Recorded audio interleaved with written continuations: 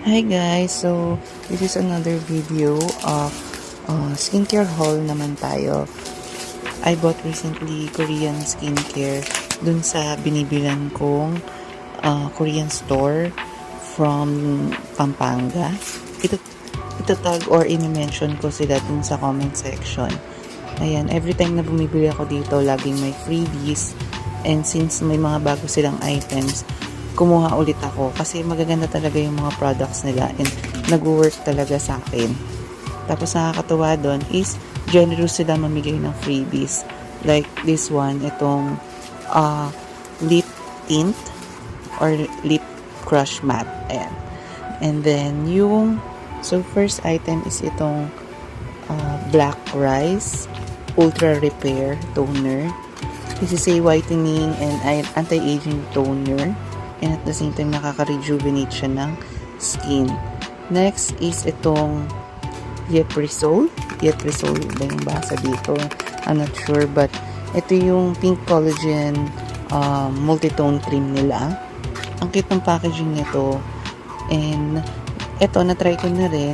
And pwede ko siyang gawing base before ako mag-makeup or cream bago matulog. May whitening effect din siya. And at the same time is may collagen din siya. Next naman is yung BB cream. Ito, ang ganda ng BB cream na to. Akala ko nga masyado siyang parang gray sa skin tone ko. Pero nung in-apply ko siya, nag-set na siya sa akin. Sobrang ganda ng finish niya. Actually, may video ako dito na nagustuhan ko yung dapat niya sa skin ko.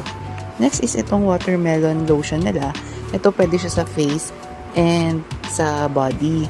Nagustuhan ko to kasi may watermelon talaga siya and hindi siya malagkit sa feeling.